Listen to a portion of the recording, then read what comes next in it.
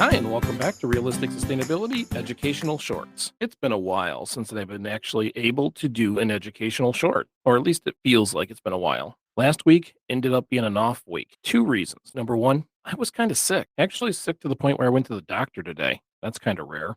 Also, I'm trying to figure out new equipment. I like using my headset, but it really creates lots of breathing and editing and work I have to do. And when I started doing some of those speeches, I realized it doesn't really sound great. So we're trying microphones, and I have a couple, and I have not figured out how to use them. I like to move around when I talk far too often. And when I do, my voice goes away. So Nick and I actually did record a show and it's unusable. So I appreciate everybody's patience. I probably should have put something out there that said what was going on, but I didn't, and I apologize. Mainly because I did a lot of sleeping too. But hopefully we can get ourselves back on track. I think this is going to be the microphone I use. Hopefully it sounds good and we can just move forward. I have several speeches I have to do, so I need to make sure people can hear me. Anyways, this week on this week's educational short, I actually have something to talk about. We had a listener get a hold of me because they're doing exactly like we asked in the past. If you want sustainable movement in your town or city or township, you have to attend the meetings and kind of be that voice for sustainability. Right now, a lot of the voices are politically driven and they're kind of polarized. They're really just yelling out whatever they heard on television. So having a sustainability voice in the room is a good thing. And that's what she did. Hi, Amanda. Thanks for the message and for letting me know that it's happening. She went to her township meeting and found that they're discussing slash arguing over solar farms. And in this area where we live, it's pretty rural. And you're seeing more and more wind turbines and solar farms going up on old farmland. Well, that is definitely getting the opinions of people going. And we're starting to see signs everywhere that say no solar, no solar, no wind, no wind. And they're really focused on getting rid of any of these clean sources. Now, at least in our area, the gentleman who is really pushing against these clean energy sources also owns a diesel company. So it's kind of like go team rolling coal and not so much the legitimate reasons to look at solar farms. Because remember, if anybody knows me, I'm not a huge fan of solar farms. I think we have a lot of wasted space in our cities and towns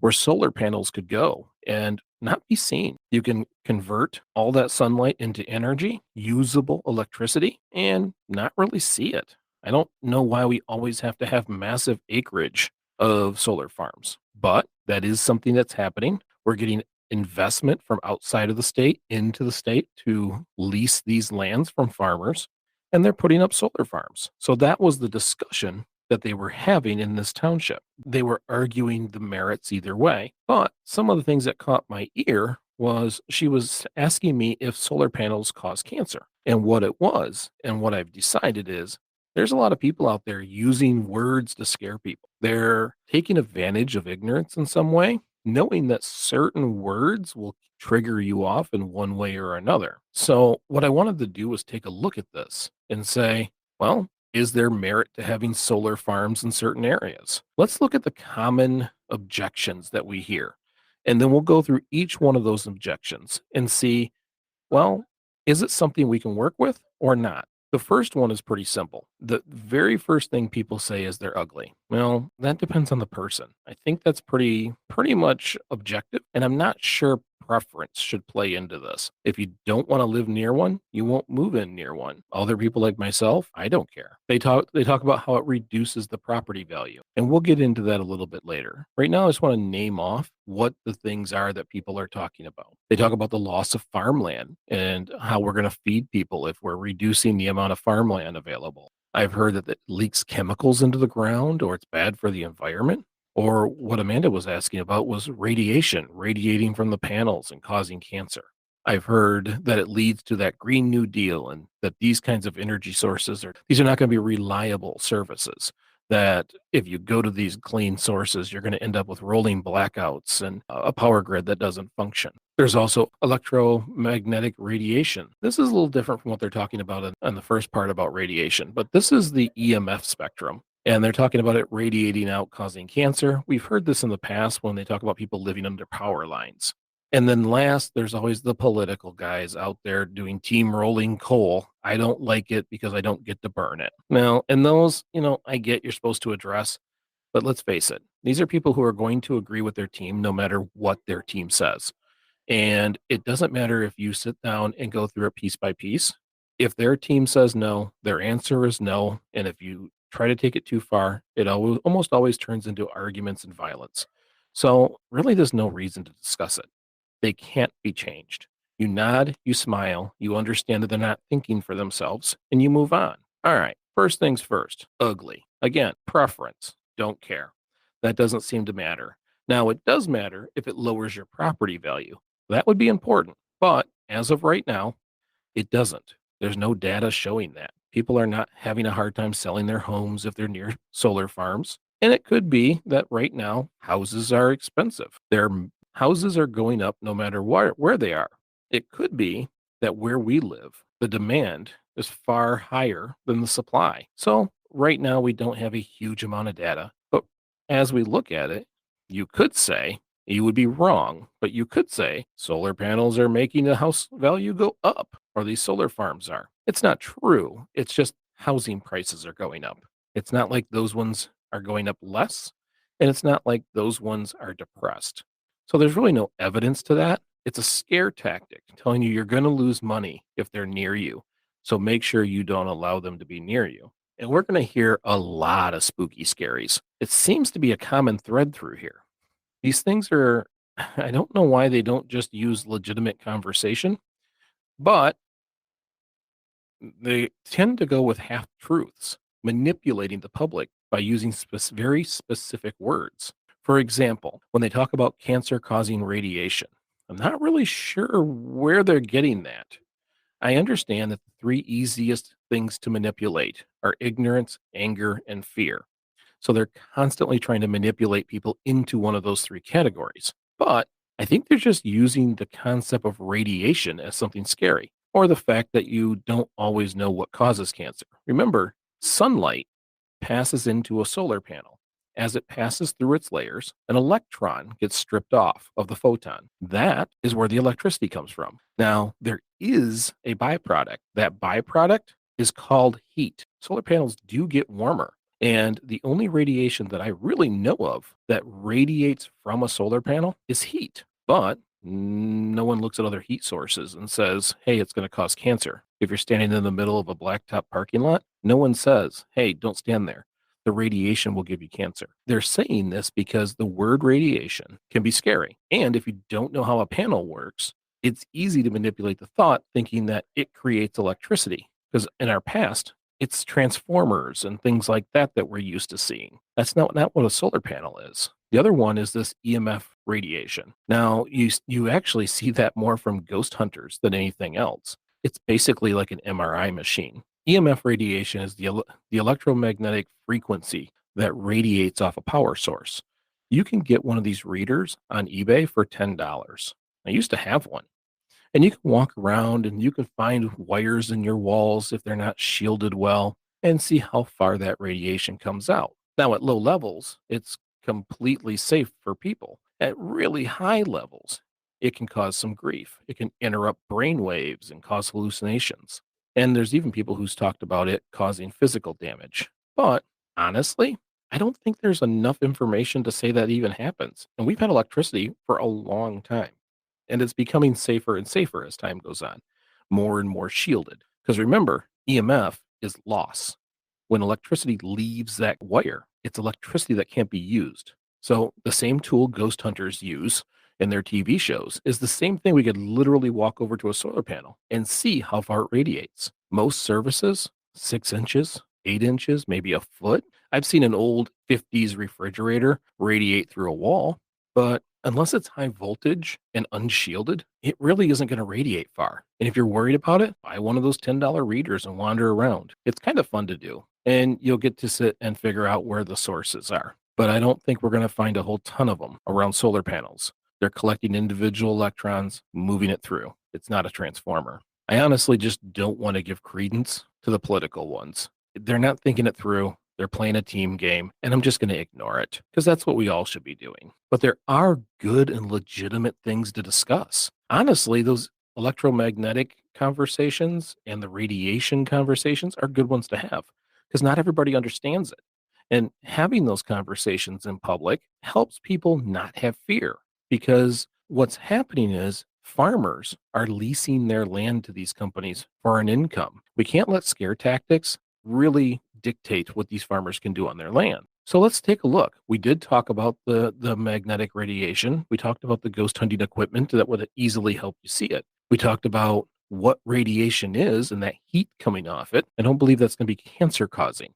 And I think these are things that people need to know, just like the chemical leakage. That's just a fundamental misunderstanding of how solar panel works.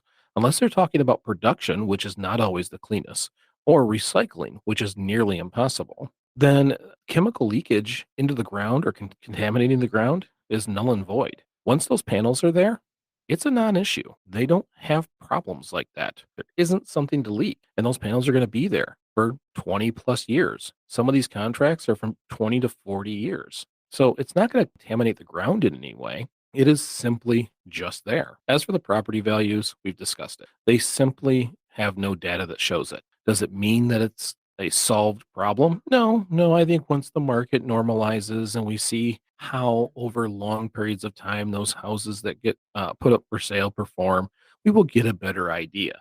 But right now, it's a scare tactic because there's no information that tells you that's true. And then there's a real, actual discussion to have. The fact that this is farmland and that farmland will not be farmed.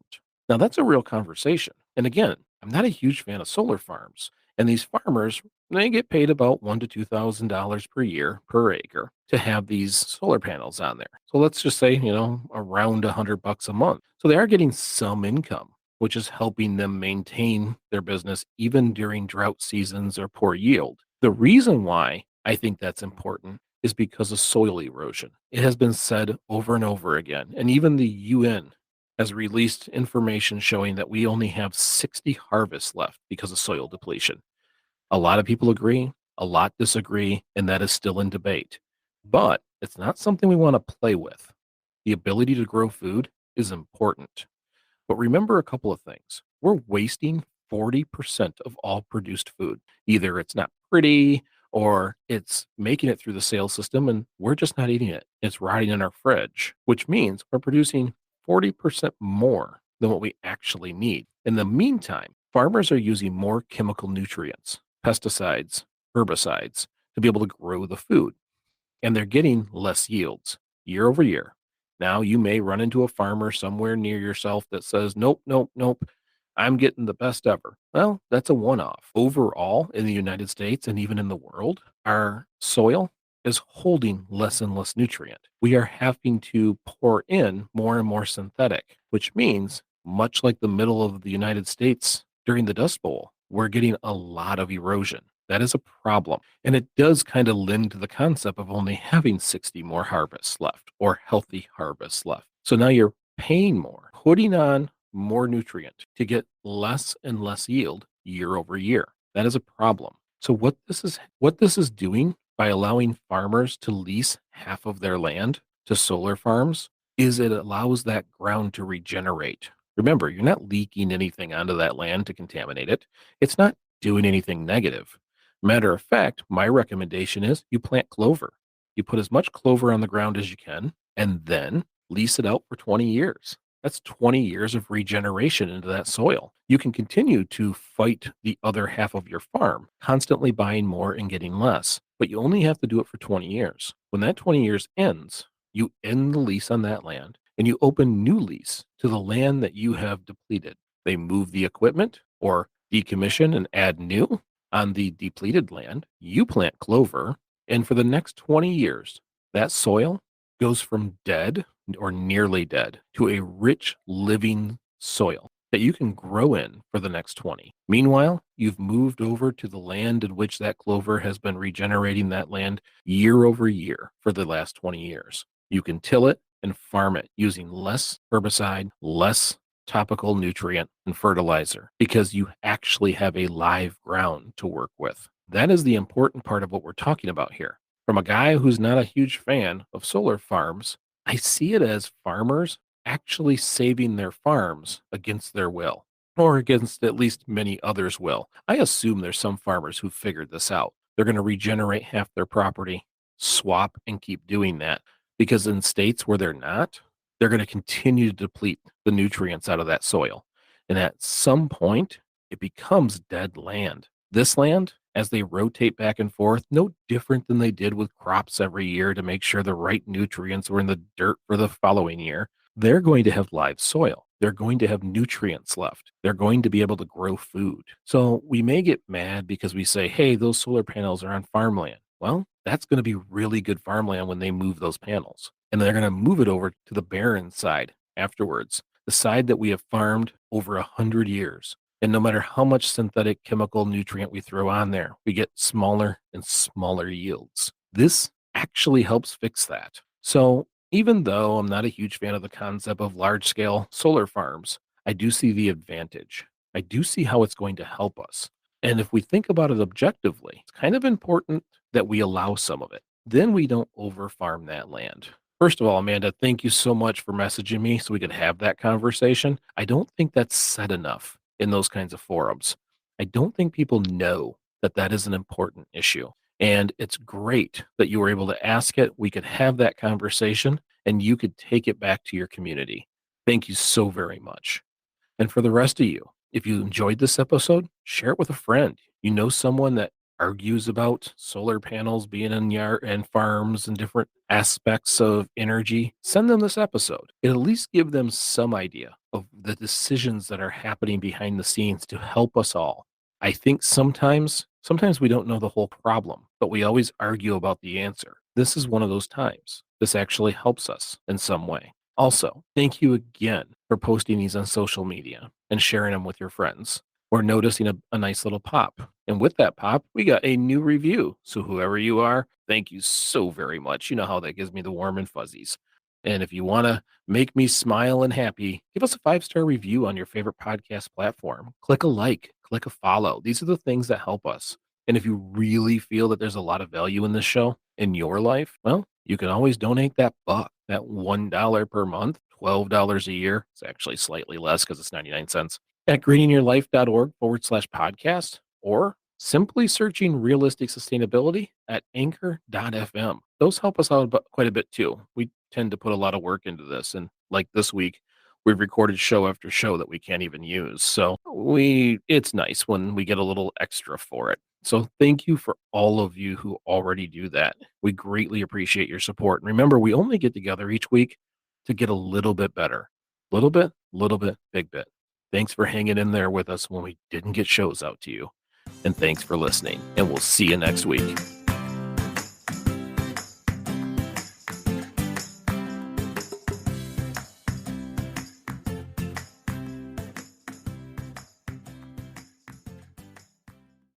This episode is brought to you by Indeed. When your computer breaks, you don't wait for it to magically start working again. You fix the problem. So why wait to hire the people your company desperately needs? Use Indeed's sponsored jobs to hire top talent fast. And even better, you only pay for results. There's no need to wait. Speed up your hiring with a $75 sponsored job credit at Indeed.com/podcast. Terms and conditions apply. What's going on, everybody? My name is Rob, and I'm the host of The Curated Culture, a weekly podcast dedicated to dissecting the latest and greatest news from around the world of tech and pop culture. Now, we all know the internet can be a busy, noisy place, so let us calm that noise for you. Join us as we discuss the latest and greatest topics from the people and sources that matter most. Check us out every Thursday as we jump into fresh, original content, new interviews, and a host of other subjects that we know you'll find interesting. So jump into whatever your favorite podcast app is and search The Curated Culture. Make sure you subscribe to the show so you don't miss an episode. And in the meantime, we'll catch y'all on the air.